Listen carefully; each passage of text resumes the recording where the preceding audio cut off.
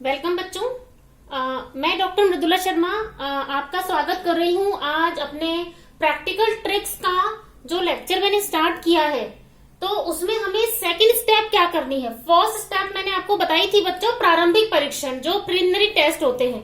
तो आज मैं अभी आपको जो बताने वाली हूँ कि अगर हम प्रारंभिक परीक्षण करने में सफल होते हैं, अगर हम प्रिलिमिनरी टेस्ट सक्सेसफुली कर लेते हैं और हमें आइडिया लग गया कि हम किस कंपाउंड की तरफ आगे बढ़े जिसको हमें टेस्ट लगाना है, तो हमारा नेक्स्ट जो स्टेप होगा वो होगा एलिमेंटल एनालिसिस। हमें उस कंपाउंड में कौन सा एलिमेंट प्रेजेंट है, क्योंकि कंपाउंड में हमने आपको एक चीज बताई थी बच्चों कि फंक्शनल ग्रुप होते हैं, क्योंकि उस कंपाउंड की पहचान उस फंक्शनल ग्रुप से ही होती है।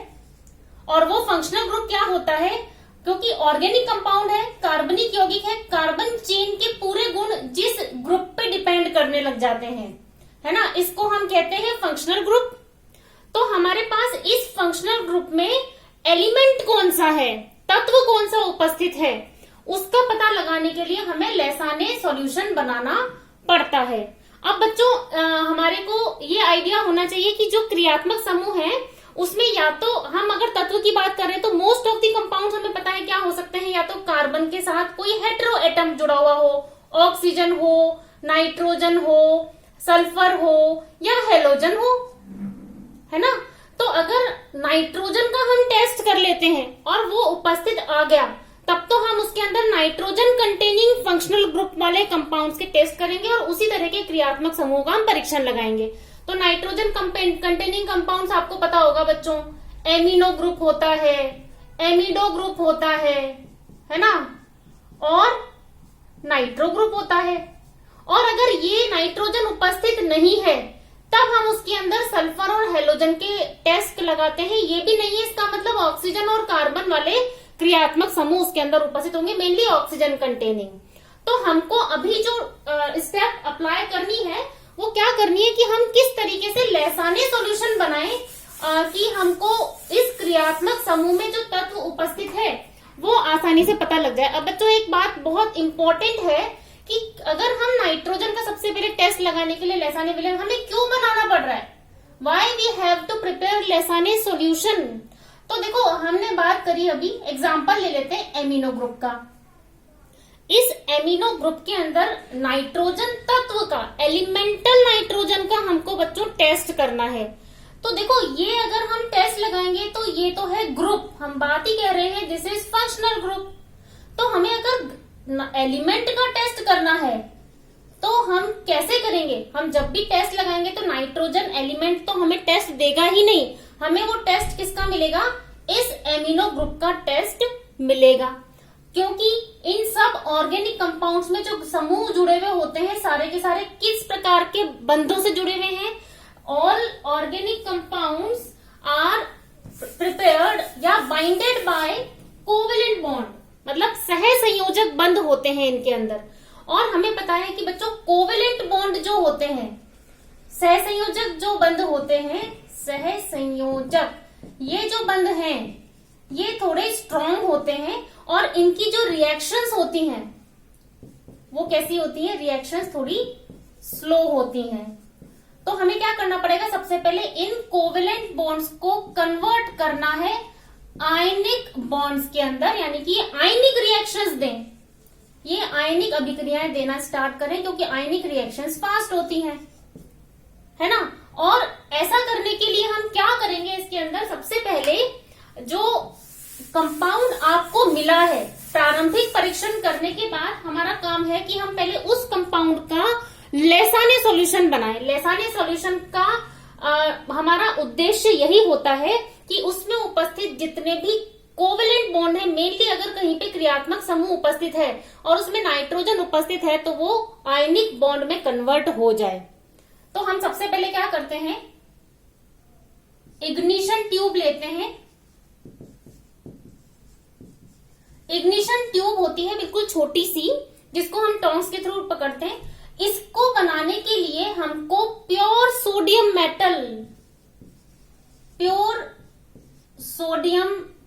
मेटल को यूज करना होता है। और ये ध्यान रखने की बात है बच्चों कि जो सोडियम मेटल होता है ना, ये एनवायरमेंट से एयर और मॉइस्चर लेकर के जो हीट जनरेट करता है वो एक्सप्लोजिव, इतनी हाई एनर्जी होती है, तो हमें इसको केरोसिन में डिप करके रखना होता है। तो आप इसको फिल्टर पेपर्स पे प्रेस करने के बाद और अपनी इस इग्निशन ट्यूब में इसको डाल देते हैं। इसके बाद हम क्या करेंगे, इसको हीट करेंगे। अब यहाँ पे एक चीज और ध्यान देना है कि कई बच्चे क्या करते हैं कि यहाँ पे इस क्वथन नली में, इग्निशन ट्यूब में सोडियम लेने के साथ ही कंपाउंड मिला देते हैं, और जब हम उसको हीट करते हैं तो क्या होता है कि उसमें सोडियम पंप आउट हो जाता है। जब उसमें सोडियम ही निकल गया तो फिर किस चीज का लेसाने विलेन बनेगा बच्चों? तो हमें ध्यान रखना है कि सबसे पहले इग्निशन ट्यूब में हमें प्योर सोडियम मेटल ही लेना है, और उसको हीट कैसे करना है? स्लोली, है ना, धीरे धीरे का मतलब है कि ऐसा ना हो कि आपने कंटिन्यू इग्निशन ट्यूब को बर्नर के ऊपर रख दिया है। आप उसको रखेंगे फिर हटाएंगे, फिर बर्नर पे रखेंगे फिर हटाएंगे, कि आपको दिखाई दे कि सोडियम मेटल थोड़ा सा मेल्ट हो गया है। उसको हमें कंटिन्यू अगर बर्नर पे रखेंगे तो वो बम्प आउट हो जाएगा। ठीक है, तो हम उसको धीरे धीरे बर्न करेंगे और आपको लगे कि उसके अंदर सोडियम मेटल मेल्ट हो गया है, तब हम उसमें क्या करेंगे, फर्दर ऑर्गेनिक कंपाउंड को मिला देंगे। ऑर्गेनिक कंपाउंड मिलाने के बाद हम उसको फिर से हीट करेंगे, गरम करेंगे। गरम करने पर कितना गरम करेंगे हम इसको कि ये रेड हॉट हो जाए, ये लाल तप्त हो जाना चाहिए। रेड हॉट होने तक हम इसको गरम करेंगे, और हमें ध्यान रखना है एक बॉइलिंग ट्यूब रेडी रखनी है। बॉइलिंग ट्यूब मतलब होता है जिसके अंदर वो हम लोग उबालें, अगर किसी भी चीज को, बॉइलिंग ट्यूब होती है, बहुत टेम्परेचर टॉलरेट कर सकती है, तो इसलिए हम उसको बॉइलिंग ट्यूब कहते हैं। इसमें हम थोड़ा सा वाटर को भर के रखेंगे, और इमीडिएटली जब ये ट्यूब हमारी रेड हॉट हो जाएगी हम उसमें उसको डाल देंगे, और जब ये जाएगी इसके अंदर तो क्या होगा, ब्रेक हो जाएगी। अगर ये ब्रेक हो गई है तो बहुत अच्छा है, नहीं तो हम हल्का सा ग्लास रॉड से उसको ब्रेक कर सकते हैं, और उसको हम फिर से थोड़ा सा हीट करेंगे, है ना। हीट करेंगे, इसके बाद थोड़ा सा कूल करेंगे इस सॉल्यूशन को, और इसको फिर हम क्या कर लेंगे, फिल्टर, हम इसको फिल्टर कर लेंगे। फिल्टर करने पर जो एक्सट्रैक्ट हमारे पास आएगा नीचे, है ना, फिल्टर करने के बाद हमको फिल्ट्रेट मिलेगा बच्चों, वो फिल्ट्रेट जो होता है दैट इज कॉल्ड लेसाने सॉल्यूशन। जो फिल्ट्रेट आया है दैट इज कॉल्ड लेसाने सॉल्यूशन, हम इसको शॉर्ट में एलएस कहते हैं।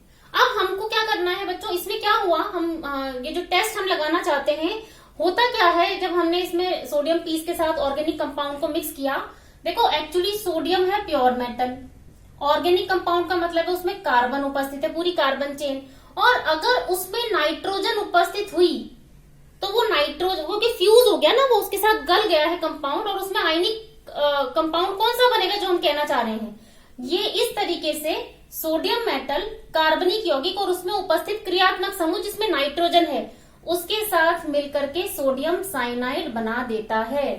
और ये जो सोडियम साइनाइड है ये है हमारा आयनिक यौगिक, है ना। अगर मान लीजिए उसमें सल्फर है तो सोडियम क्या करेगा, सोडियम उसमें सल्फर के साथ मिक्स होगा और क्या बना देगा, सोडियम सल्फाइड।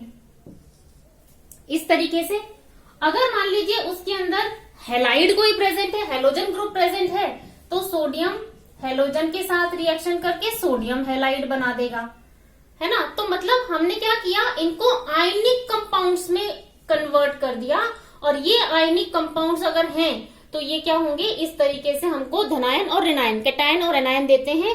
और जब ये रिएक्शन देंगे तो यहाँ पर हम अगर नाइट्रोजन प्रेजेंट है तो नाइट्रोजन अगर होगा तो जो टेस्ट हम नाइट्रोजन का भी लगाने वाले हैं उसमें नाइट्रोजन वाला टेस्ट वो प्रेजेंट दिखाएगा, नहीं होता है तो हम सल्फर का लगाएंगे, वो सल्फर प्रेजेंट दिखाएगा, ये भी नहीं होगा तो हैलाइड्स का लगाएंगे। तो इस कारण से हमने लेसाने सॉल्यूशन बनाया है, ठीक है। और ये भी ध्यान रखना है कि लेसाने विलियन केवल हमें क्रियात्मक समूह में कौन सा तत्व उपस्थित है, एलिमेंट कौन सा है, ये पता लगा के देता है। ऑर्गेनिक कंपाउंड्स के लिए हम फिर से ओरिजिनल जो हमें कंपाउंड मिला है उस पर ही आना होगा। तो ये टेस्ट बच्चों देखो क्या है, हम क्या करेंगे, स्मॉल अमाउंट लेंगे लेसाने सॉल्यूशन का, इसके अंदर थोड़ा सा सोडियम हाइड्रोक्साइड, ताकि सॉल्यूशन एल्केलाइन हो जाए, है ना, क्षारीय विलयन हो जाए, इसलिए हम उसमें मिलाएंगे थोड़ा सा सोडियम हाइड्रोक्साइड की थोड़ी सी फ्यू ड्रॉप्स हम उसके अंदर ऐड कर देंगे।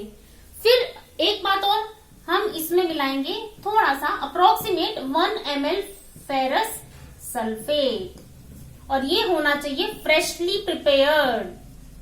क्यों होना चाहिए? क्योंकि ये जो फेरस है यहाँ पे आयरन की +2 स्टेट है। अगर हमने इसको थोड़ी देर एयर में ओपन छोड़ दिया तो इसका ऑक्सीडेशन हो जाता है और ये +3 में कन्वर्ट हो जाएगा, तो ये फेरिक में कन्वर्ट हो जाएगा, और हमें इसको फेरस सल्फेट से रिएक्शन करवानी है। तो हम इसको उसी वक्त ताजा बना करके और 1 ml के करीब फेरस सल्फेट डाल देंगे। इसको मिलाएंगे तो हमें क्या ऑब्जर्व होगा, थोड़ा सा डर्टी ग्रीन कलर सा आ जाएगा। ये और ध्यान रखना है कि अगर नाइट्रोजन नहीं भी होगा ना, तो ये आप एलएस में जब फ्रेशली प्रिपेयर्ड फेरस सल्फेट और NaOH मिलाओगे ना, तो भी डर्टी ग्रीन कलर आता है। कई बच्चे इस बात से कंफ्यूज होते हैं कि डर्टी ग्रीन आ गया मतलब नाइट्रोजन है, तो this is not the confirmation of presence of nitrogen. आपने इसमें ये डाला तो हमें ऑब्जर्वेशन आया डर्टी ग्रीन कलर उसमें आ गया, है ना, ग्रीन कलर का पीपीटी बन गया। हम इसको कर देंगे बॉईल, उबालेंगे हम इसको।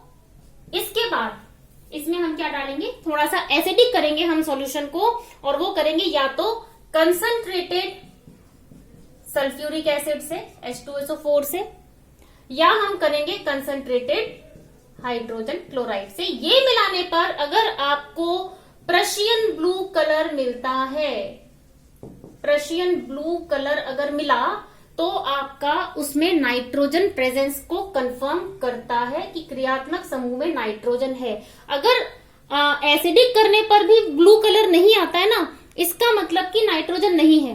तो ये this is not the confirmation बच्चों की अगर डर्टी ग्रीन कलर आ गया है। ये लास्ट स्टेप में जब तक आपको ब्लू कलर नहीं मिलेगा ना, तब तक आपका उसके अंदर नाइट्रोजन कंफर्म नहीं होगा। तो अब एक बात और ध्यान देने की है कि क्या बनता है जिसके कारण कि ये प्रशन ब्लू कलर इसके अंदर आता है।